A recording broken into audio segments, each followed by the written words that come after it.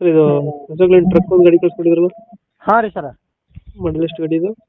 ಹಾಂ ರೀ, ಗಾಡಿ ಮಾಡಲ್ ಎಷ್ಟು? 2015 ರೀ ಸರ. 15 ಮಾಡಲ? ಹಾಂ ರೀ ಸರ.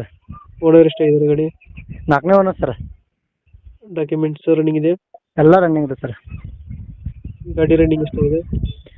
ಗಾಡಿ ರನ್ನಿಂಗ್ ಎಷ್ಟು ಐತೆ ನೋಡಿಲ್ಲ ಸರ. Air condition? ಹಾಂ ರೀ ಸರ. ಏರ್ ಕಂಡೀಷನ್ ಚೆನ್ನಾಗಿದೆಯಾ?